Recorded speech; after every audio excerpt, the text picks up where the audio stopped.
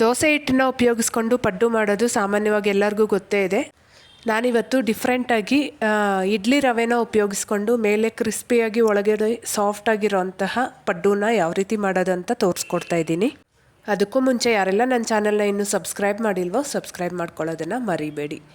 ಮೊದಲಿಗೆ ನಾನು ಒಂದು ಬೌಲ್ ತೊಗೊಂಡು 1.5 ಕಪ್ಪಷ್ಟು ಇಡ್ಲಿ ರವೆನ ತೊಗೊತಾ ಇದ್ದೀನಿ. ಇದನ್ನು ಚೆನ್ನಾಗಿ ಒಂದ್ಸರಿ ವಾಶ್ ಮಾಡಿ ಇಟ್ಕೋಬೇಕು. ಇದು ಸ್ವಲ್ಪ ನೆನೆಯೋದ್ರಲ್ಲಿ ನಾವು ಉದ್ದಿನ ಕಾಳನ್ನ ರೆಡಿ ಮಾಡ್ಕೊಳ್ಳೋಣ. 1.5 ಕಪ್ ರವೆಗೆ ಅರ್ಧ ಕಪ್ಪಷ್ಟು ಉದ್ದಿನ ಕಾಳನ್ನ ತಗೊಂಡು ಒಂದು 5ರಿಂದ 6 ನಿಮಿಷ ಲೋ ಫ್ಲೇಮಲ್ಲೇ ಫ್ರೈ ಮಾಡ್ಕೊತಾ ಇದ್ದೀನಿ. ನಾನು ಇನ್ಸ್ಟೆಂಟಾಗಿ ಮಾಡ್ತಾ ಇರೋದ್ರಿಂದ ಇದನ್ನು ಫ್ರೈ ಮಾಡಿ ಪೌಡರ್ ಮಾಡಿ ಹಾಕ್ಕೊತಾ ಇದ್ದೀನಿ. ನೀವು ಬೇಕಾದರೆ ಒಂದು 5-6 ಅವರ್ ಮುಂಚೆನೇ ಉದ್ದಿನ ಕಾಳನ್ನ ನೆನೆಸಿಟ್ಟು ಸಹ ರುಬ್ಬಿ ಹಾಕ್ಕೋಬೋದು.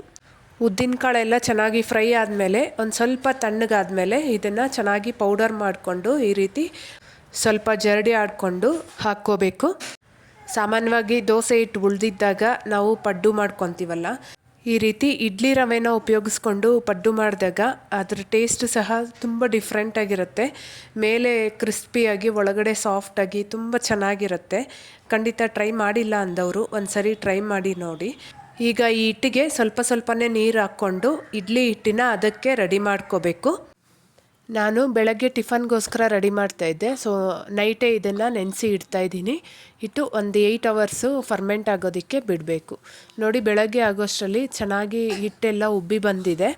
ಈ ಹಿಟ್ಟನ್ನೆಲ್ಲ ಚೆನ್ನಾಗಿ ಒಂದು ಸರಿ ಮಿಕ್ಸ್ ಮಾಡ್ಕೋಬೇಕು. ಈಗ ಇದಕ್ಕೆ ಒಂದು ಮಸಾಲೆ ರೆಡಿ ಮಾಡ್ಕೊಳ್ಳೋಕ್ಕಿದೆ. ಸ್ಟವ್ ಮೇಲೆ ಒಂದು ಬಾಣಲಿನ ಇಟ್ಕೊಂಡು 1ರಿಂದ 2 ಚಮಚ ಎಣ್ಣೆ ಹಾಕ್ಕೋಬೇಕು. ಎಣ್ಣೆ ಬಿಸಿ ಆದಮೇಲೆ ಒಂದು ಅರ್ಧ ಸ್ಪೂನಷ್ಟು ಜೀರಿಗೆ, ಹಾಗೆಯೇ 1 ಹಿಡಿಯಷ್ಟು ಕರಿಬೇವನ್ನ ಈ ರೀತಿ ಸಣ್ಣದಾಗಿ ಕಟ್ ಮಾಡಿ ಹಾಕ್ಕೊತಾ ಇದ್ದೀನಿ. ಇದು ಒಂದು ಸ್ವಲ್ಪ ಫ್ರೈ ಆದಮೇಲೆ 2 ಮೀಡಿಯಮ್ ಸೈಜ್ ಈರುಳ್ಳಿನ ತಗೊಂಡು ಸಣ್ಣದಾಗಿ ಹೆಚ್ಕೊಂಡು ಹಾಕ್ಕೋಬೇಕು. ಹಾಗೆಯೇ ಒಂದು ಅರ್ಧ ಕಪ್ಪಷ್ಟು ಕ್ಯಾರೆಟ್ ತುರಿನ ಸಹ ಹಾಕ್ಕೊತಾ ಇದ್ದೀನಿ.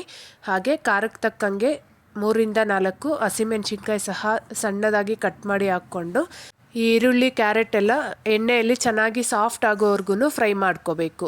ಪಡ್ಡು ಮಾಡಿದಾಗ ಹೀಗೆ ತರಕಾರಿನ ಒಂದು ಸ್ವಲ್ಪ ಫ್ರೈ ಮಾಡಿ ಹಾಕ್ಕೊಳ್ಳೋದ್ರಿಂದ ಪಡ್ಡು ಟೇಸ್ಟ್ ತುಂಬ ಚೆನ್ನಾಗಿರುತ್ತೆ. ದೋಸೆಗಾದರೆ ಹಸಿದೆ ಹಾಕ್ಕೊಂಡ್ರೂ ಚೆನ್ನಾಗಿರುತ್ತೆ, ಬಟ್ ಪಡ್ಡು ಮಾಡೋವಾಗ ಮಾತ್ರ ಈ ರೀತಿ ಸ್ವಲ್ಪ ಫ್ರೈ ಮಾಡಿ ಹಾಕ್ಕೊಂಡ್ರೇ ಪಡ್ಡು ಟೇಸ್ಟ್ ಚೆನ್ನಾಗಿರುತ್ತೆ. ಈಗ ಕ್ಯಾರೆಟ್ ಮತ್ತು ಈರುಳ್ಳಿ ಮಿಶ್ರಣನ ಹಿಟ್ಟಿಗೆ ಹಾಕ್ಕೊಂಡು ರುಚಿಗೆ ಬೇಕಾಗಿರೋಷ್ಟು ಉಪ್ಪು ಸಹ ಹಾಕ್ಕೊಂಡು ಈ ಹಿಟ್ಟನ್ನು ಚೆನ್ನಾಗಿ ಮಿಕ್ಸ್ ಮಾಡಿ ರೆಡಿ ಮಾಡ್ಕೋಬೇಕು. ಅವಶ್ಯಕತೆ ಇದ್ದರೆ ಒಂದು ಸ್ವಲ್ಪ ನೀರು ಸಹ ಹಾಕ್ಕೊಂಡು ಇಡ್ಲಿ ಹಿಟ್ಟನ್ನು ಅದಕ್ಕೆ ರೆಡಿ ಮಾಡ್ಕೋಬೇಕು. ಈ ಹಿಟ್ಟು ತುಂಬ ತೆಳ್ಳಗಾದ್ರೂ ಪಡ್ಡು ಉಬ್ಬಿ ಬರೋದಿಲ್ಲ. ಈಗ ಸ್ಟವ್ ಮೇಲೆ ಪಡ್ಡು ತವಾನ ಇಟ್ಕೊಂಡು ಇದಕ್ಕೆ ಒಂದು ಸ್ವಲ್ಪ ಎಣ್ಣೆ ಹಾಕ್ಕೊಂಡಿದ್ದೀನಿ. ಈಗ ಈ ಹಿಟ್ಟನ್ನು ಹಾಕ್ಕೊಂಡು ಮುಚ್ಚಳ ಮುಚ್ಚಿ ಇದನ್ನು ಲೋ ಫ್ಲೇಮಲ್ಲೇ ಬೇಯಿಸ್ಕೋಬೇಕು. ಆವಾಗೆ ಒಳಗಡೆವರೆಗೂ ಚೆನ್ನಾಗಿ ಬೇಯುತ್ತೆ. ಈ ಈರುಳ್ಳಿ ಎಲ್ಲ ಫ್ರೈ ಮಾಡ್ಕೊಳ್ಳೋವಾಗ ನಿಮಗೆ ಇಷ್ಟ ಇದ್ದರೆ ಕಡಲೆಬೇಳೆ, ಉದ್ದಿನಬೇಳೆ ಸಹ ಹಾಕ್ಕೋಬೋದು. ಅದು ಸಹ ಚೆನ್ನಾಗಿರುತ್ತೆ. ನಮ್ಮ ಮನೆಯಲ್ಲಿ ಮಕ್ಕಳು ಅಷ್ಟು ಇಷ್ಟಪಡೋಲ್ಲ, ಅದಕ್ಕೆ ನಾನು ಸ್ಕಿಪ್ ಮಾಡಿ ಮಾಡ್ಕೊಂಡಿದ್ದೀನಿ.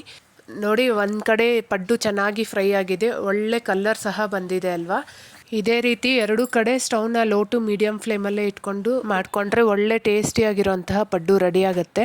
ಖಂಡಿತ ವಿಡಿಯೋ ಇಷ್ಟ ಆಗಿರುತ್ತೆ ಅಂದ್ಕೊತೀನಿ. ಇಷ್ಟ ಆಗಿದ್ದರೆ ಮಾತ್ರ ಮಿಸ್ ಮಾಡದೆ ಒಂದು ಲೈಕ್ ಮಾಡಿ, ಹಾಗೆ ಚಾನಲ್ನ ಸಬ್ಸ್ಕ್ರೈಬ್ ಮಾಡಿ. Thank you.